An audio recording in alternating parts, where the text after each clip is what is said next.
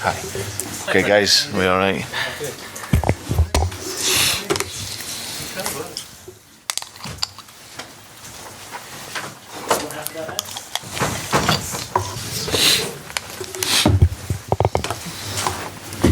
Brendan, first of all, how's the squad shaping up and the team news ahead of West Ham?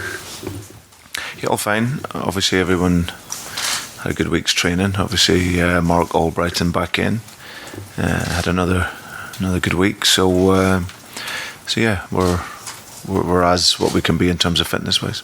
I know Mark Albrighton's been speaking about his relationship with you during his rehab process and then getting back onto the pitch last week. He was very complimentary. What is your assessment of where he's at and how he's progressing? Well, he's a player that I've always admired. I'd seen him as a young player at Aston Villa, when I was working with the youth teams and reserve teams at Chelsea, and he was always someone that I'd come across and always admired his qualities. And then obviously his history here, moving on to Leicester, has been fantastic. So now what he is, firstly, he's a fantastic player. He's very efficient in his game. He has a purpose to his game, and when he has the ball, he's looking to get crosses in and create. And then he has an ability to score a goal. On top of that, he works tirelessly for the team, so he's very much a team player. And yeah, seeing him now at 29, I think he is. He's one of the senior players, but he's a really, really good guy. Very thoughtful on the game, and every training session he works very hard in. And so it's great for us as a squad to have him back fit and available. And the squad as a whole, have the players responded the way you'd like to see them respond after the disappointment of last week's result? Yeah, I think it's something that happens. When you're one of those tables in around that sort of mid-table, you're always striving for that consistency. And like I said, we lost our first game. Then after that, we had a great response.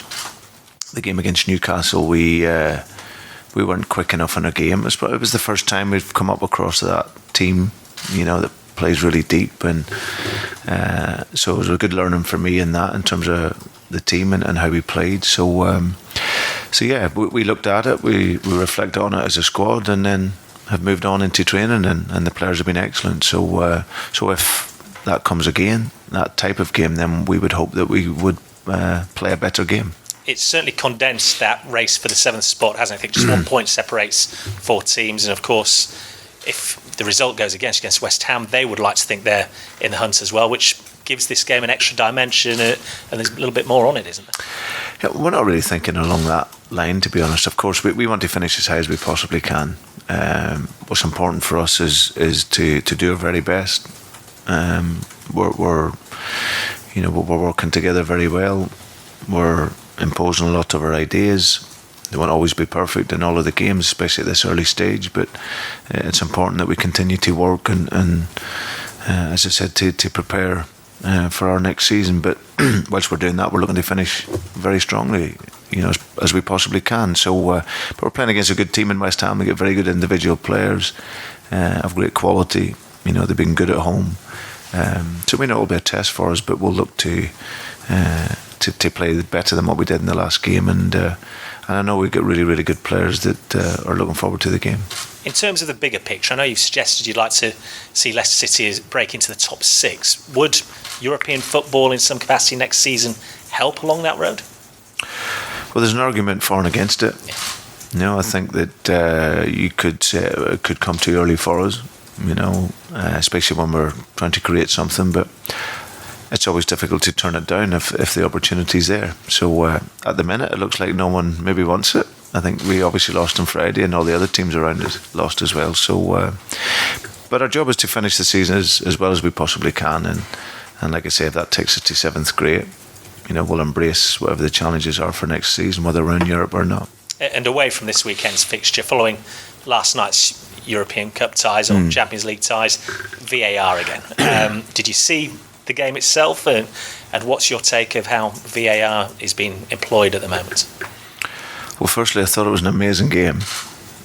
As I sat and watching it, and from a manager's perspective, I could only imagine what Pep and Maurizio were going through, especially in the first 10 minutes. But it was a wonderful game of attacking football, of real intensity and speed, and And like you say, the VAR is something that was called into it last night, and I don't think there's any doubt that both decisions were correct. And I think when it is like that, I think you just have to take it. Sometimes it'll go for you, sometimes it'll go against you. I don't think anyone could have written the emotions of what took place right at the very end. You know, Pep thinks his team has won, and they were fantastic on the evening as well.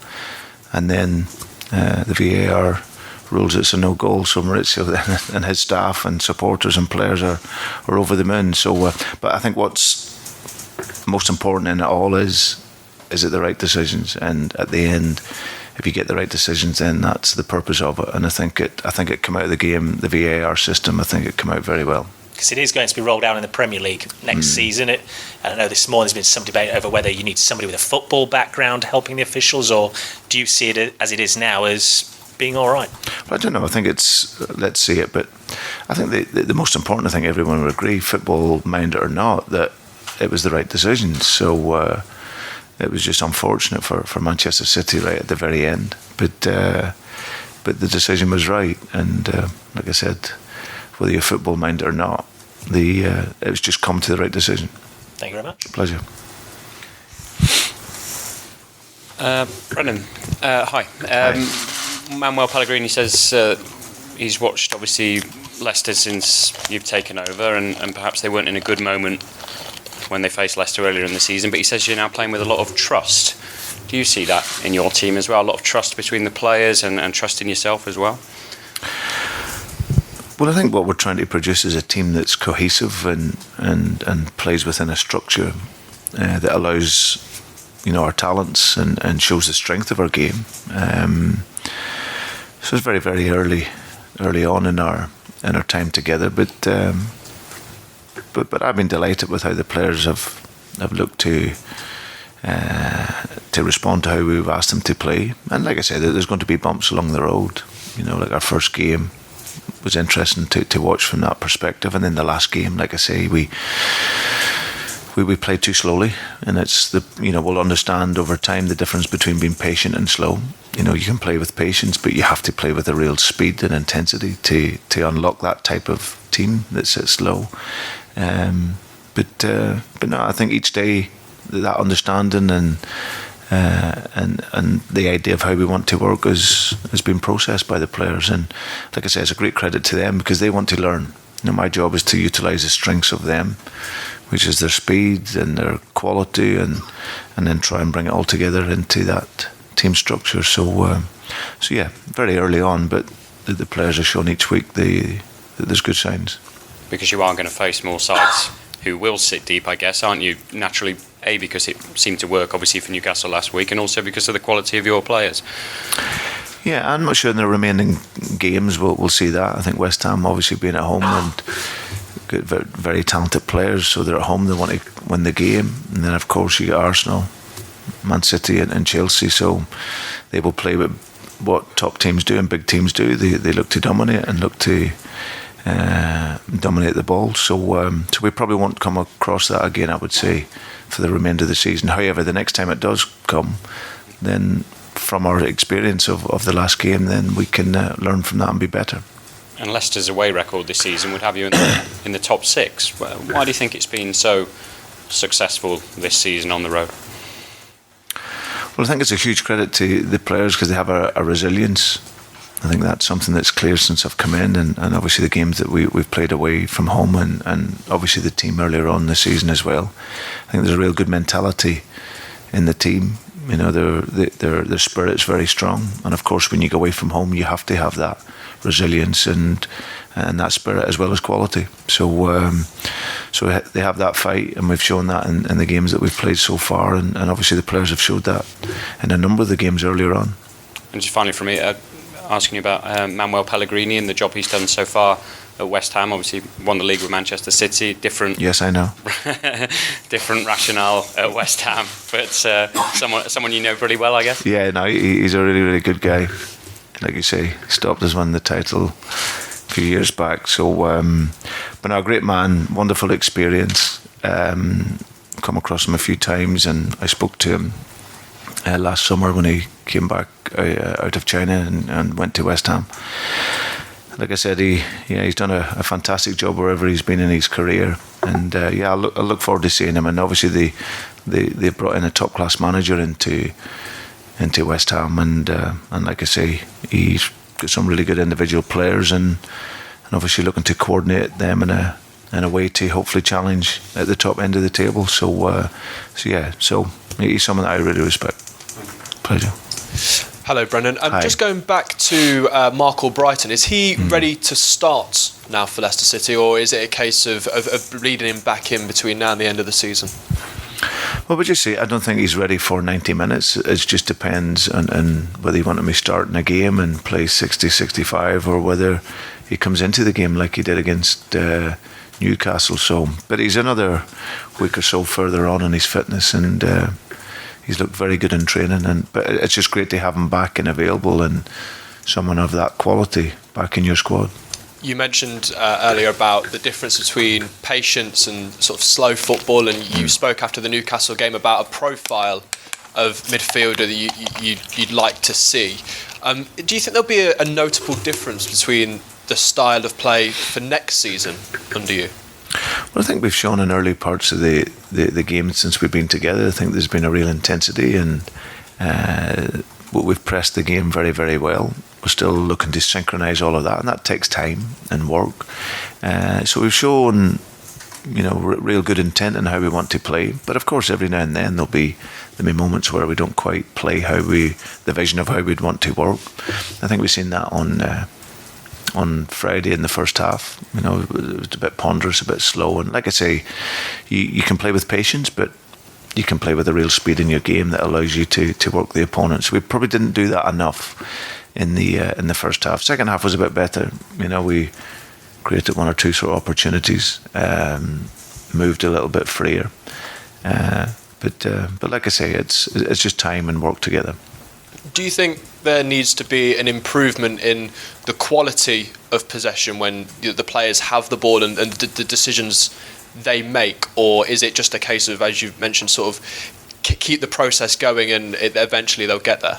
Yeah. I think it's a bit of both. I think that in the summer, I think in terms of how we want to work, the players will need some help in getting the types of players that can speed the game up.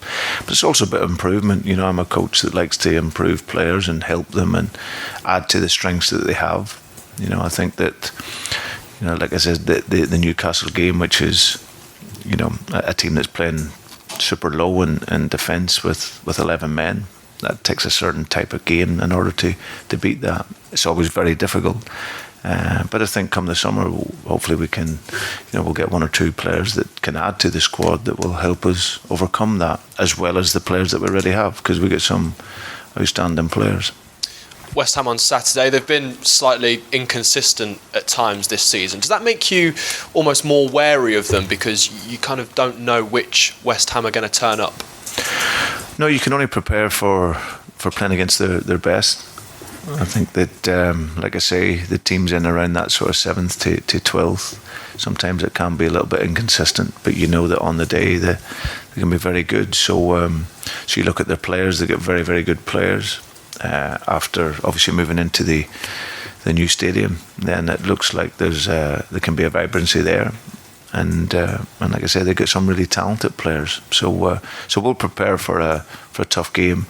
And like I said, that'll be our mindset, looking to play well and impose our game.